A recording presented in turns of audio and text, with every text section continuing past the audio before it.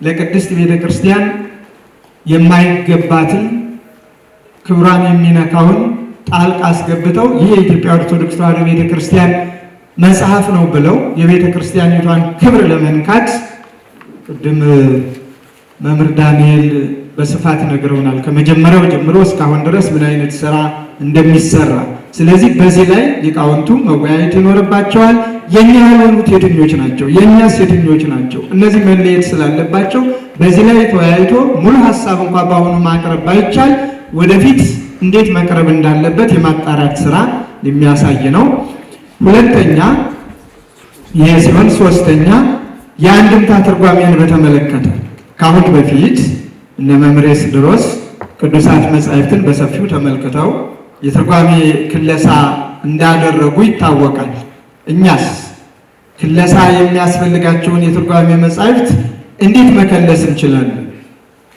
በዚህ ዘመን አስፈላጊ ነው? ካላስፈለገ ለምን?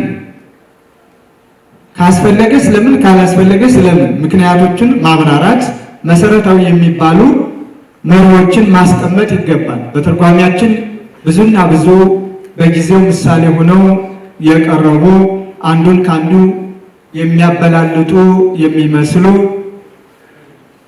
መዘርዘር ሳያስፈልገኝ ለሊቃውንቱ ለእናንተው ትቼ ማለት ነው፣ ለእናንተው ትቼ። ስለዚህ እንደዚህ አይነት የትርጓሜ ምሳሌዎች የነበሩ ከሰዓቱ ጋር ዛሬ ላይ እነዚህ ምሳሌዎች ምን ያመጣሉ፣ ምን ያስከትላሉ ከጊዜው ጋር የምንላቸውን የምናይበት የምንከልስበት መንገድ እስካለ ድረስ ከነ ምክንያቱ እንዲቀርቡ ነው። አራተኛ የዕቅበተ እምነት ስራዎችን እንዴት እንስራ?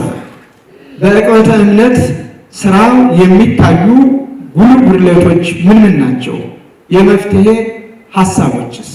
በዚህ ዙሪያ ከእናንተ ብዙ ይጠበቃል። አምስተኛ በቅዱስ ሲኖዶስ ያልተወሰኑ ጉዳዮችን እንዴት ማጥናትና ማስወሰን ማጸደቅ ይቻላል? የቅዱስ ሲኖዶስ ውሳኔዎችን ማሳተም ማሰራጨት ቢቻል ምን ጥቅም አለው?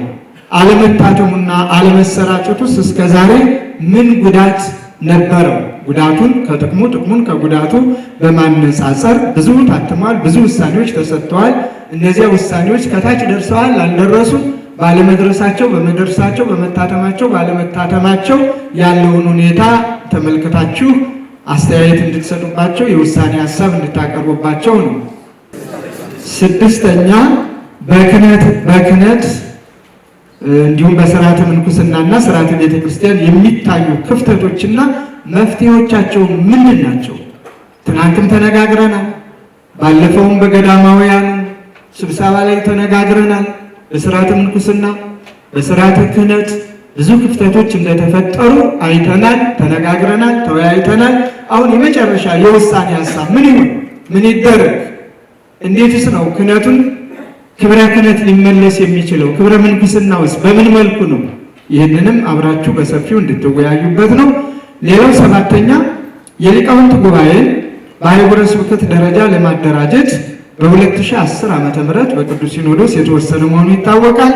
ይህንን ስራ ለማስፈጸም በአህጉረ ስብከት የተደራጁ ጉባኤያት በማዕከል ካለው የሊቃውንት ጉባኤ ጋር ተናቦ መስራት እንዲችሉ ቢደረግ ጥቅሙና ጉዳቱ ምን ሊሆን ይችላል? አስፈላጊና ጠቃሚ ከሆነ እንዴት ማደራጀት ይቻላል? አላስፈላጊ ነው ብሎ የሚያስብ ወይም የሚያምን ካለ ምክንያቱን ቢያቀርብ። ለምሳሌ ማዕከላዊነቱን ሳይጠብቁ መጻሕፍት ሊታተሙ ቢችሉና ክፍተት ቢፈጠር ምንድን ነው ሊያስከትል የሚችለው ችግር?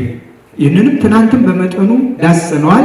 ግን አሁን ሰፋ ያለ ውይይት ትናንት 10 ሰዎች ከነበሩ የተወያዩበት፣ አሁን ግን ቢያንስ በየቡድኑ 35 ወይም 36 ሰው በጋራ ሁላቸውም ድምፃቸውን የሚሰጡበት ይሆንና ትልቅ ግብዓት ላይ እንደርሳለን የሚል ነው። ሌላው ስምንተኛ በሚዲያ የሚሰራጩ የሃይማኖት ትምህርቶችን ተከታትሎና አጥንቶ ተገቢ ምላሽ እንዲሰጥባቸው ለማድረግ ኃላፊነቱ የማን ነው? እንዴትስ መስራት ይቻላል? አሁን ሚዲያው ትልቅ ጉልበት አለው፣ ትልቅ ኃይል አለው። ይሰራል፣ ያፈርሳል፣ ይንዳል፣ ይገነባል፣ ያቀርባል፣ ያረቃል። ሚዲያው ዳር እስከ ዳር ቅጽበታዊ በሆነ መልኩ ለሁሉም ዳራሽ ከመሆኑ የተነሳ ስለዚህ በሚዲያ የሚሰራጩ የሃይማኖት ትምህርቶችን የመሳሰሉት ሃይማኖት ጋር የተያያዙ ነገሮችን ማነው መልስ መስጠት ያለበት? አንዱ በስሜት አንዱ ይመልሳል። ከዛ ሌላው እሱንም ተሳስተሃል ብሎ ይመልሳል። ከዛ ደግሞ ሌላ ይፈጠራል። እንዲህ እያለ ታላቋን ቤተክርስቲያን ትናንትም እንዳልኩት መሪ ሰሪ እንደሌላት፣ ሊቃውንት እንደሌሏት፣ ጠያቂ ተጠያቂ መላሽ እንደሌሏት አድርገው በዘፈቀደ የሚጓዙ ሰዎች እየተፈጠሩ ነው።